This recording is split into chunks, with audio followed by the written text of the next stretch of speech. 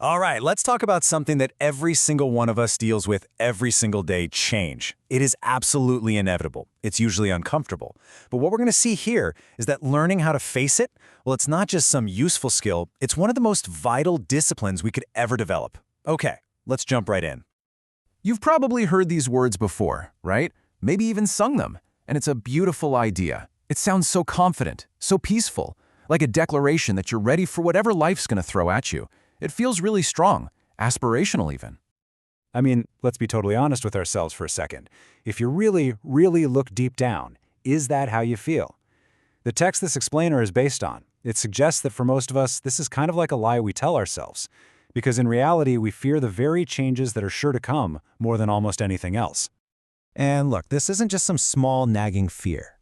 The author here argues this constant demand for us to readjust, it can completely upend our entire lives. Emotionally, it can create this kind of spiritual vertigo. Morally, you might feel like there's nothing steady left to even be loyal to. It throws us for a loop.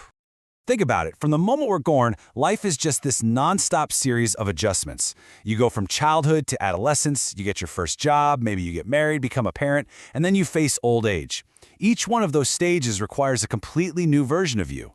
We are constantly being plunged into a new reality, and we either learn to handle it or it will absolutely handle us. So if change is that hard, wouldn't the safest bet be to just, stand still? Find a comfortable spot and just refuse to move? Well, there's this ancient piece of wisdom from the prophet Jeremiah that gives us a pretty stark warning against that exact impulse. Jeremiah gives us this fascinating metaphor, contrasting two ancient nations. On one side, you have Moab. They were static, undisturbed, always at ease. They never really had to change. But on the other side, you have Judah. They were constantly being challenged, invaded, and as Jeremiah put it, emptied from vessel to vessel. It was chaotic for sure, but it was also dynamic. And the hope of the world, Jeremiah argued, wasn't with safe, stagnant Moab. It was with Judah. So here's the crucial point. Being disturbed, being forced to adapt, while it's incredibly difficult, is actually the secret sauce. It's an invaluable discipline. Stagnation, on the other hand, that's hopelessness. The very thing we think we want, to just be left alone in peace, is actually the most dangerous state of all. And this really gets to the central warning of the source material. This idea that staying still equals being safe. It's a total delusion. You can only be safe by standing still if the entire world is also standing still right there with you. But when the world is moving, and it is always moving, standing still is the most ruinous thing you can possibly do. Okay, so if standing still is ruin, how do we do the opposite? How do we actually turn this disruptive, chaotic force into a friend? Well, the framework in our source material gives us a pretty clear three-step process for doing just that. Let's break down how this works. First, change is basically an alarm clock. It rings without mercy and wakes us up from our comfortable little slumber. Second, it literally tumbles us out of bed, forcing us out of our cozy, established routines and ways of thinking. And third, and this is key, if we face it with courage, this disruption becomes the greatest opportunity for growth. It makes us smarter, stronger, and way more resilient. And here's the payoff, right? A person who really learns this discipline never truly gets old. Their mind just doesn't stagnate. Each new era brings out new ideas, a deeper character. They've learned how to make change their friend, not their enemy. Now, this is where it gets even more interesting. The text suggests that just accepting change, well, that's not enough. From a particular Christian perspective, the whole purpose is to actively create change. And this leads to a very counterintuitive idea, the ideal of the maladjusted life. We so often think of Jesus in terms of restfulness and peace, But the source points to this quote to really challenge that whole notion. And this wasn't about a literal sword, of course. It was about bringing division, strife, and positive disruption. It was a call to deliberately plunge the world into a contest for something better. So, what on earth is this maladjusted life? The author says it's basically a sacred obligation to be out of step with the world as it is.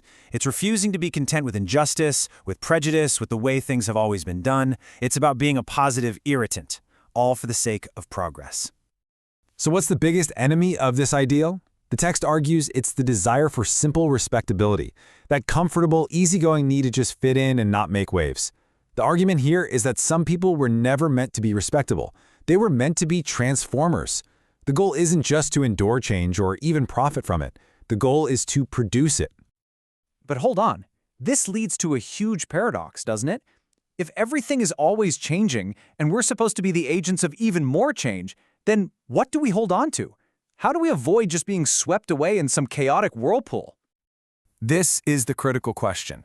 I mean, if we're going to embrace this life of being constantly poured from vessel to vessel, where do we find our stability? How do we keep from losing our minds in a world that feels like it has no purpose, only process? And the answer, brilliantly, is found in the very same hymn we started with. The first line acknowledges all the change, all the flux, but the second line immediately pivots. The secret to handling the changing is to find something that is unchanging. So let's look at how this works. The only reason we can make sense of our evolving theories about the universe is because the stars themselves are steady reference points. Or, the source uses this metaphor that we can adapt family life to modern pressures because the core relationships, which it defines as father, mother, child, give us a permanent foundation. In short, you can only navigate a storm if you have an anchor. And so, we arrive at the final crucial point. Everyone faces change. That part is totally universal. The real difference between a person who thrives and a person who breaks is what they have inside them as an anchor. Do they have a great, unchanging principle to stand by? So, as we wrap this up, the question really turns to you.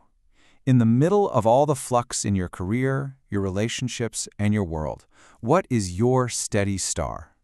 What is the unchanging principle that gives you the strength to not just face change, but to actually become its friend?